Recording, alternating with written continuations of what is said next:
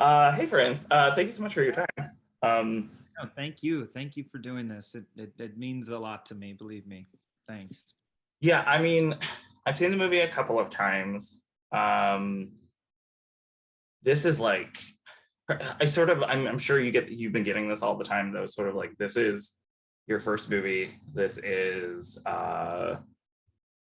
script is so beautifully rich. I like how the script doesn't like give us everything. I think so many movies and TV shows, there's like, here it is, take it all. Like, there's no mystery whatsoever. Yeah. And I feel like I ended this movie both times with a lot of questions that I was happy to have questions with, if that makes sense. Yeah. Yeah.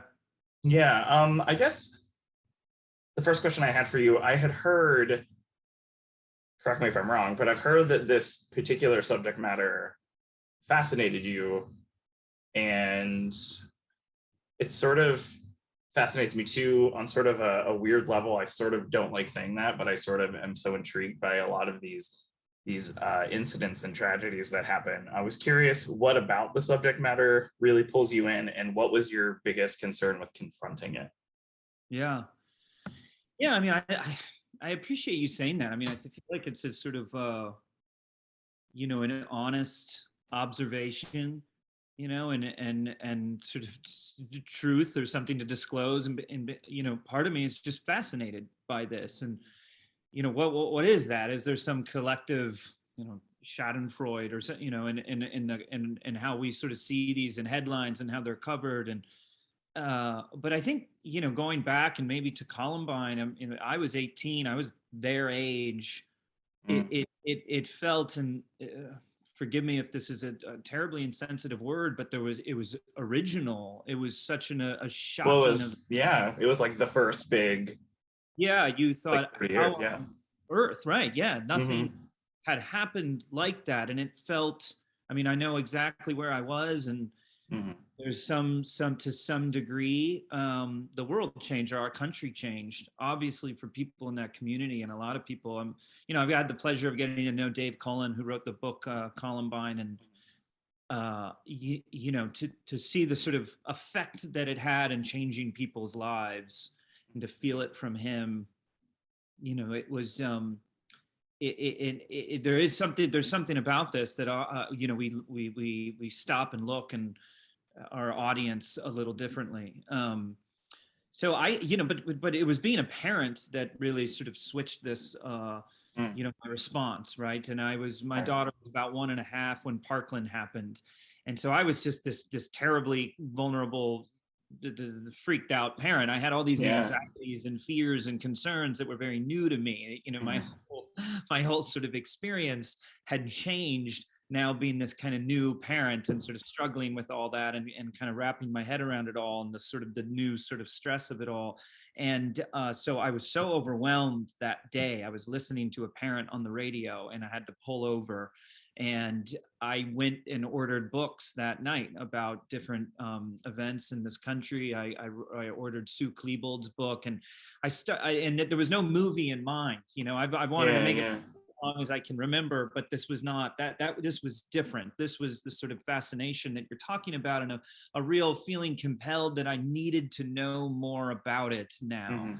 And I eventually, or pretty quickly, according to sort of the history of my files. So Parkland was February 2018. I had some kind of draft, some incomplete draft in late April. So 2018. So as soon as I stumbled on these meetings and examples of these meetings in my readings and research, the connection I first made was to the Truth and Reconciliation Commission in South Africa, and something that had really inspired me in college when I learned about it, but also made me, disturbed me.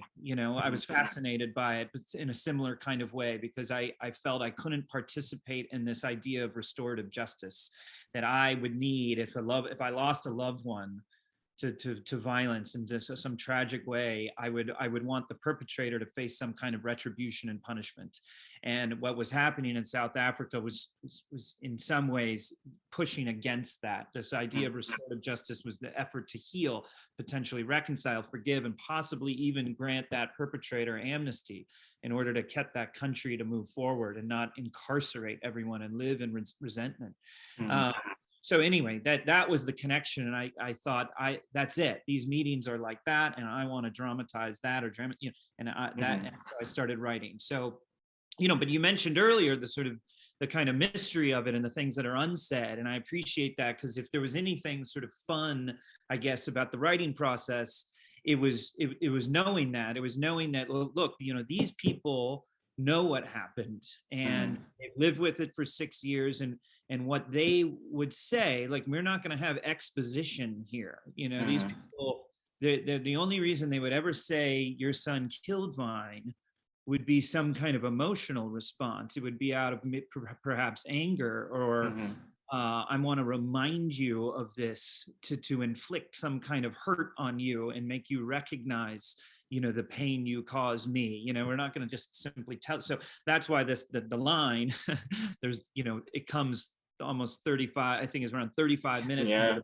finally actually even understand fully the dynamics of why these people are all here. And is it interesting, even in the writing process and the editing process, I was encouraged very often to, you really ought to get to that line sooner, and I thought that was all the more reason to not get to the line sooner. I really had conviction about making sure information was disclosed in the most honest, dramatic way,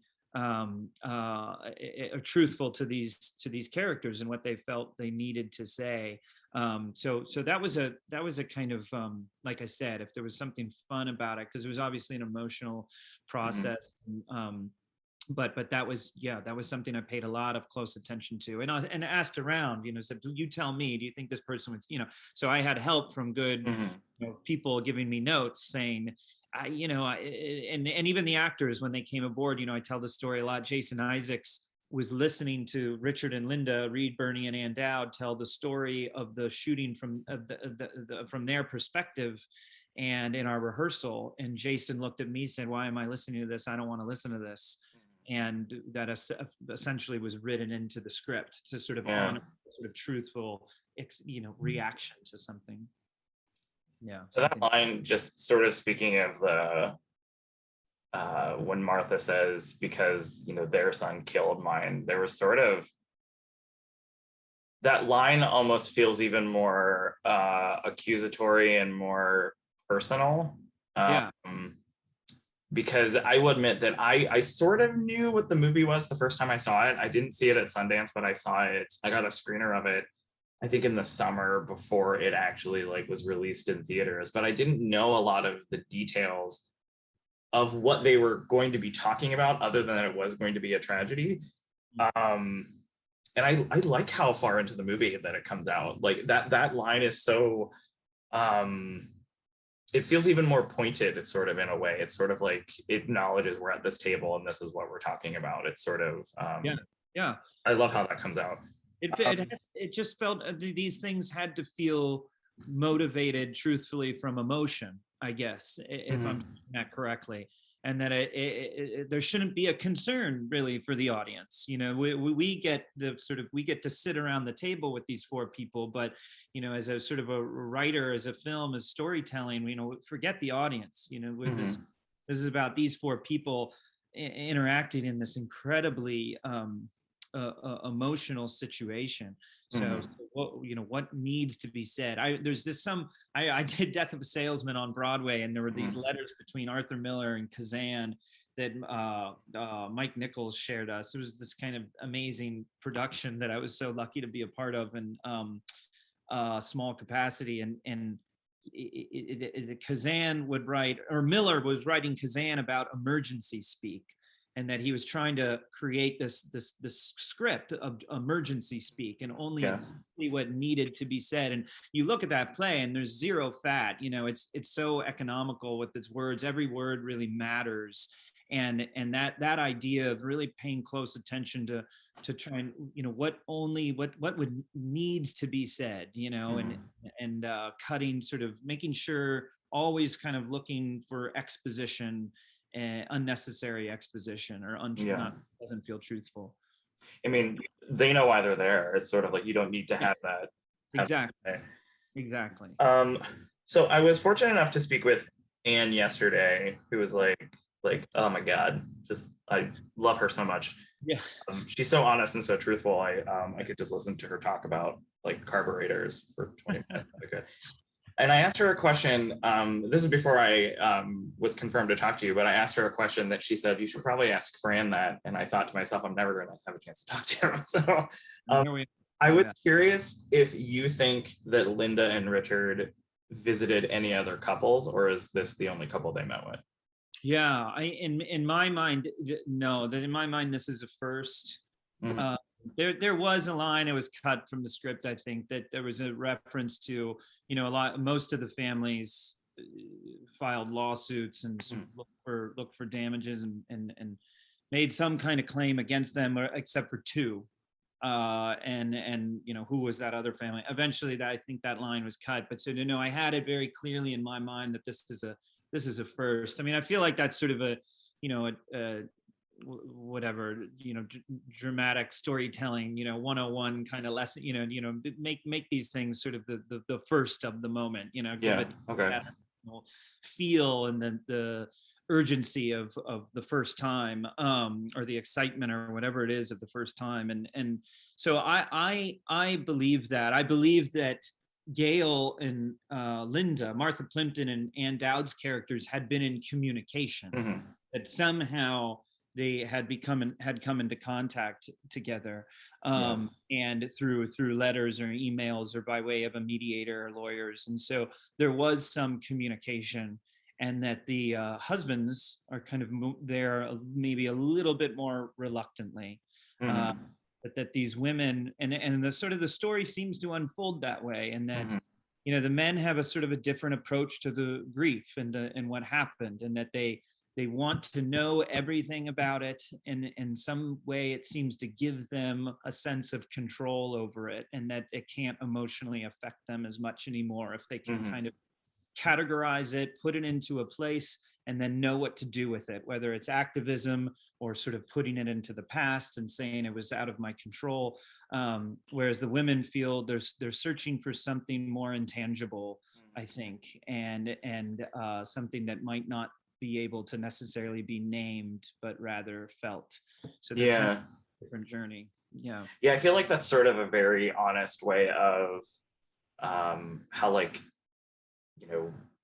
traditionally men don't, I guess men more publicly compartmentalize things a lot more. And I love how I could totally see the two different avenues in which they're dealing with this. I love how Reed is very, his performance is very matter of fact. Like anytime that someone says something to him, he has like a fact or a instance to come back with. And Jason's emotional build outwardly is a lot slower until he gets to have that huge explosion moment. Yeah.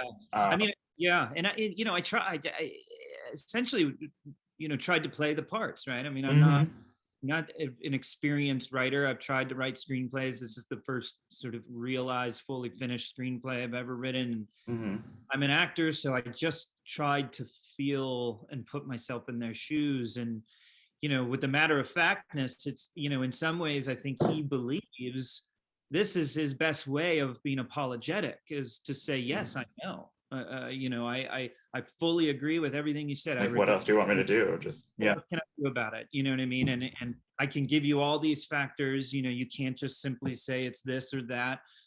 It's these things we'll never fully know, and kind of that you get to sort of wipe it. And I get that, and I get that. And I don't, even though he appears to bring this kind of clinical sort of quality to the meeting that's hard and kind of not totally welcome, I believed in it. And with Mhm. Jason, I feel, you know, if I'm being totally honest, I think there's so many things in life that I approach that way, that I think I'm like, oh, I'm fine. I'm fine with that. Mhm. There's so much inside that you're not necessarily dealing with, and that you might be compartmentalizing, and that this is just how I'm coping, and that we find his activism, even if it's altruistic and good, and he does good and has good intentions, it's also completely tangled up in this war with grief that he's still actively fighting, or unconsciously fighting, I guess.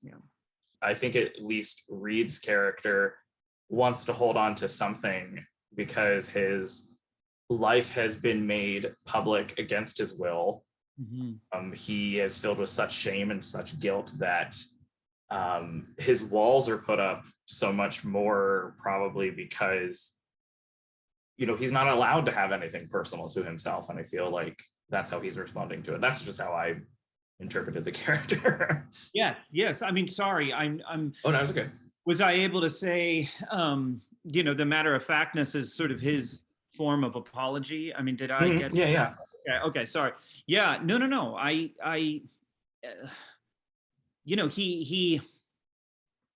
he appears almost to be sort of, like the villain of the four. He sort of he plays a kind of seemingly almost antagonistic role, but I feel like his intentions, even if he begrudgingly is there, if it's not what he wanted to do, if he's there for his wife, whatever his decision for deciding to go through with this and supporting Linda, it's, I think he does on some level come there to help them and say, hey, I'm going to Mhm. give you the information. But I think he has this sort of very stoic, sort of maybe stubborn sense of, there's a line that he won't cross, because he Mhm. sort of really believes that. But perhaps that belief, that conviction, is just his way to sort of keep from crumbling. It's sort of sad, and the points of the meeting that might break through that wall, or might kind of crack that, he gets out of, he finds a Mhm. sort of disentangle himself from these moments that get, perhaps maybe too emotional or vulnerable for him. Yeah. Yeah. And I sort of think it's interesting that I might be misremembering, but the part where he opens up the most, like, I think that whole avenue of the script where he talks about, wanting to be able to mourn his son because he Yeah. also died. Like I think that's the point where everyone is up from the table and they're separated a little further apart from each Yeah. other. I just think that's a beautiful, very poignant section of the script, just because we don't hear that very Yeah. often. Um, Right. Yeah, and he might not have the softest touch with how he says it, mhm. but I think there's some integrity to demanding, or that maybe that's not the right word, but acknowledging everyone's pain, Mhm. acknowledging, the sort of shared suffering or shared sort of experience of all human beings, and not, get taking I think he takes some obviously some issue to the notion of Mhm. status between the sort of, victim. Mhm. And it's sort of his way of speaking that might not be, like I said, maybe as welcome as some of the others, but I think there's real sort of truth, and sort of I tried to write each character with some dignity, uh, Mhm. and real belief for them, because I didn't want to have, I didn't believe in my research, that there really are sort of antagonists. You sort of rarely find, sort of monsters in these Mhm. parents, or I never did. Yeah. Okay. I wanted to ask specifically about the space, since you have done work on, obviously you've done work on stage, work in film. I think there's a real um, importance to the actor's relationship to the environment that they're in. Yeah. And I was curious how you, I guess, as a director and writer, wanted to make that space sacred for the actors and the characters. Yeah, that's a great question. I mean, I think the movie benefited from the fact that much of the middle of its life as a script was a play, a stage play. Yeah. Mhm. So the first few drafts were a screenplay, and then it spent months as a stage play. I thought, hey, this is probably a play, and I love theater, and let's do that. And eventually, my heart was set on a film, but I also, I started to find that, like, look, we're going to have to, no matter what the theater is, no matter if it's a thrust or in the round, or you could have a ridiculous rotating stage, which just felt silly for the seriousness of the story. And but you're going to have to present this to the audience on some level. You can't have their backs for 2 hours or an hour and a half, to a section of the audience. And I just felt like all the reality, everything I was trying to achieve, and feeling like I'm watching real life, and I've never sort of seen, I feel like I'm here with these people, and you want to forget that it's a fiction or a story or a film, that'd be lost as soon as they start cheating out or blocking, with any contrivance. And so that was another motivation for going back to the film. And then, the room, I didn't want it to look like, a lot of churches look like concert halls nowadays. There's some beautiful churches out there. And I thought, that's not what this is. There needs to be a sort of a modesty to this. And we also want it to disappear effectively. We just want, we want our focus to be on these 4 actors.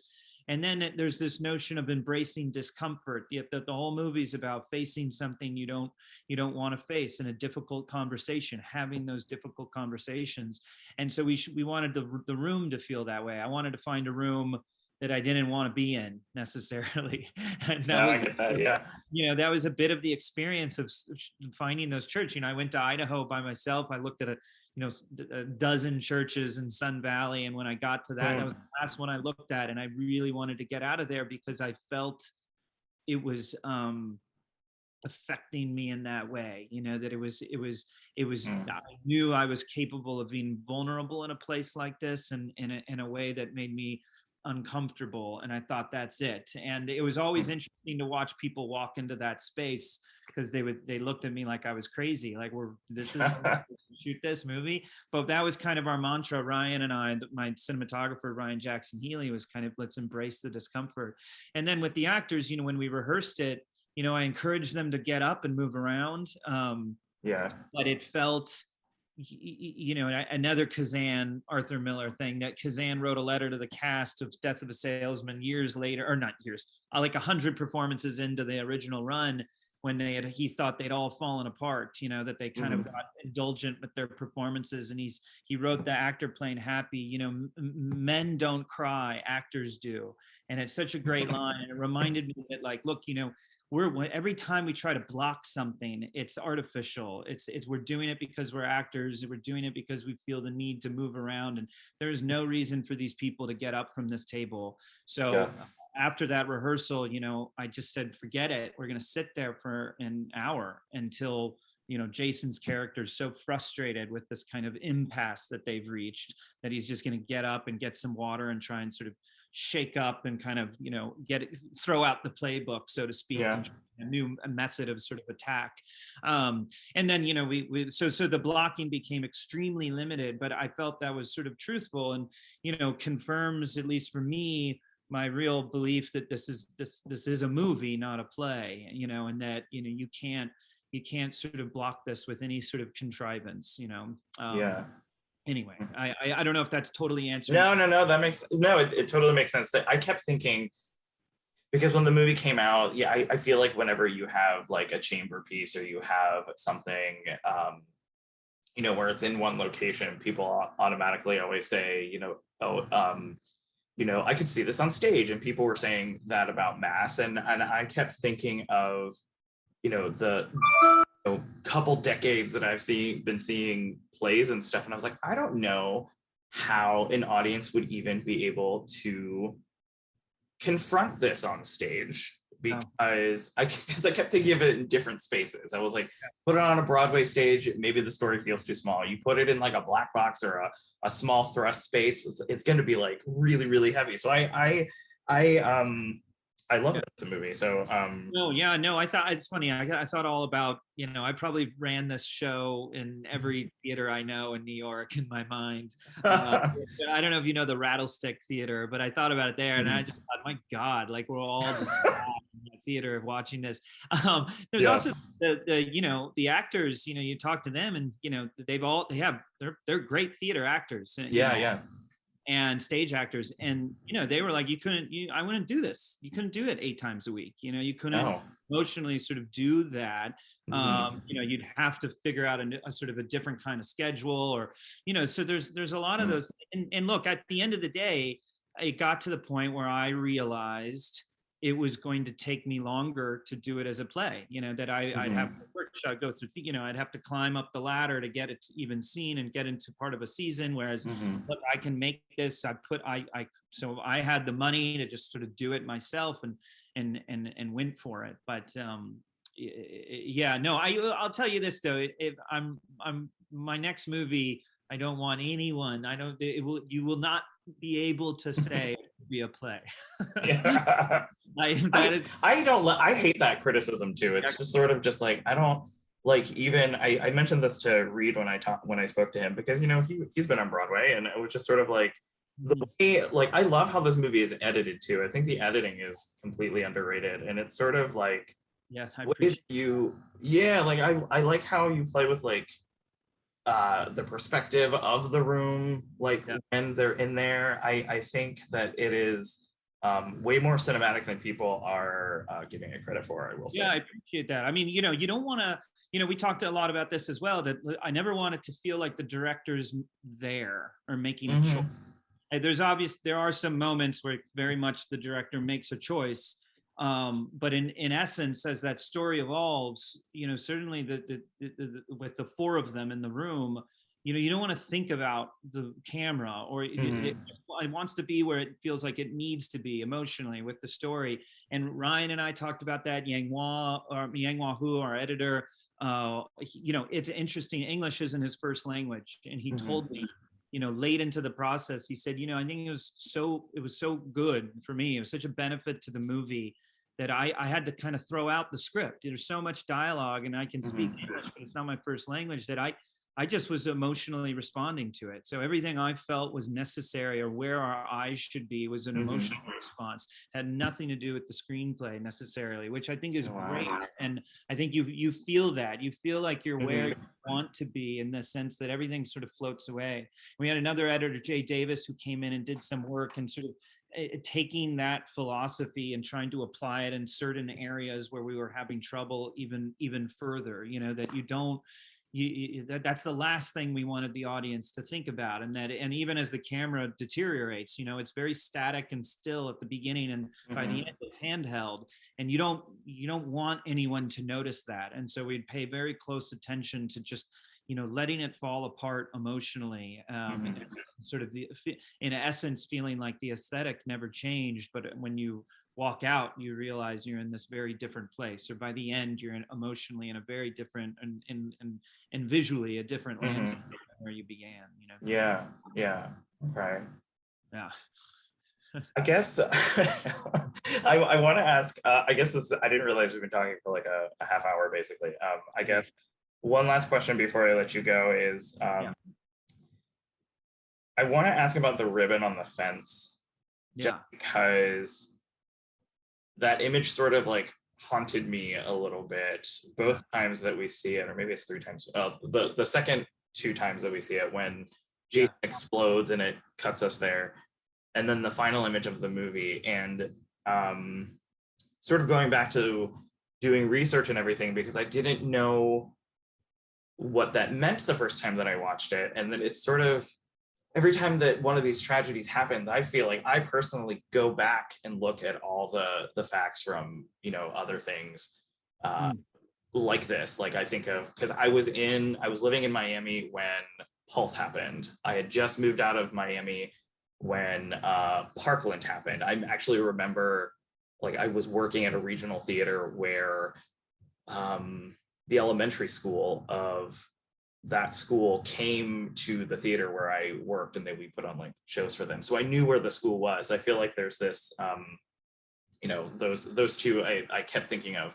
And I sort of wondered, that image is very lonely. Yeah, yeah. It's very sad. I like just thinking of the lights coming on in the background of the final shot while it's sort of like flapping in the wind almost. I was just curious the importance to put that in there, because I feel like Yeah. in a movie that is so rich of dialogue and has a lot of to say, sort of, that is something that also really affected me as a viewer. Yeah. It's gosh, I mean, it has so much, sort of meaning to me, and different meaning. It evolved over the writing process and the shooting, the editing, and they say making a movie's in 3 stages, and the script, the shoot, and the edit, and that field sort of evolved in all 3 phases. And I mean, look, the original, I never wanted to cut away. I said, never cutting away, no flashbacks, no inserts, staying in that room. But I got the note 1,000 times. You might want to cut. This might not work. Yeah. And then it was just sort of one day where I saw this. I had this image, and we were looking for some sense of Americana. And the few exteriors we had, I wanted a real sense of America, anywhere in America, but something kind of distinctly American, an American landscape. And I wanted the character of Jason Isaacs' character, to see it. They pull over. They're not ready to go in the church. They pull over, and in the script it said, he sees kind of a field, and there's a fence and a broken part of the fence and some tape, to kind of replace the piece that was broken, as if an accident had happened there. And that was kind of the language of the text and the script. And the idea is, the tape kind of brings him always brings him back to the caution tape and this crime scene and what happened, and it'll take him right back into his past. He's looking at it through the side view mirror. It's the past and grief and how it lives with us. It doesn't go away, and sort of living with that, grappling with that, how to move forward from it.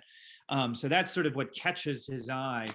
And, I was looking for this field. I wanted to find that location out there, and I'd be on Google Maps, and I've eventually found. I could see, hey, not far from the church, there's this kind of state park, and so Ryan and I went to scout it, and we saw this little piece of tape, and it was barbed wire. It wasn't wood, but it was survey tape, which was not, it wasn't the kind of yellow tape I imagined. Obviously, we didn't want the words caution or police, it wanted to be more subtle than that. But it was this kind of pink survey tape. And I thought, that's kind of perfect, because it's this sort of old discarded survey tape, and it kind of essentially, and not that the movie tries so hard not to be political or messagey, but it was, to me, it spoke to me as in, this is sort of, we're forgetting what's happening. Are we really taking survey or stock or accounting of what's happening, what keeps happening? What is going on here? And the idea of this sort of forgotten, discarded survey tape spoke to me, especially with this image that I felt was distinctly American, with the sort of discarded water wheels and the and the grass and the mountains and some of the snow. It felt like we were, in this country, and then there was this kind of reminder of, forgetting, where we are exactly, or not attention to sort of the here and now and what's happening. So yeah, that to me, that was it. But it's also, to me, it represents, like, the landscape is supposed to be, grief, and it's their collective kind of grief, and it evolves. You never really kind of get closure. You just live with it differently. And, we see it at the beginning of Jason's, when he retells the day. It's windy, it's bright, it's harsh, it's bad focus, it's hard to look at, and it's violent, is sort of the thing I wanted. And after he kind of collapses with that and is emotionally sort of spent and sad and just gets the anger out, you see it differently. It's lonely, and there's that kind of just that ultimate sort of sadness, grief, and maybe even approaching an acceptance. And at the end of the film, we get an even different view of it, that's learning how to live with it perhaps more easily, leaving a light on, and also, of course, totally welcoming the kind of candlelight vigil almost image of it. Yeah. These lights, And yeah, I didn't even realize it was a school when we found it. I thought I was annoyed that there was a building there. I thought, oh man, Yeah. got out of focus. I just want the field. And then I was on Google Maps again and saw what it was, that it was a high school. And just, Oh my God. yeah. So, and then I rewrote the ending, just added those little bits with the lights, called and said, hey, can we get in touch with the school? Can we get those lights on? Yeah. Yeah. Oh, Yeah. wow. Oh, geez.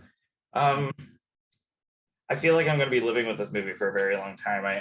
We do have to wrap. So I want to thank you for your time. I like that it lives in such a gray area and it's very powerful and it's so rich. So thank you so much for your time. Thank you. Yeah. Thank you. Thanks, Joey. Yeah. Really appreciate it. Yeah. Take Yeah. care.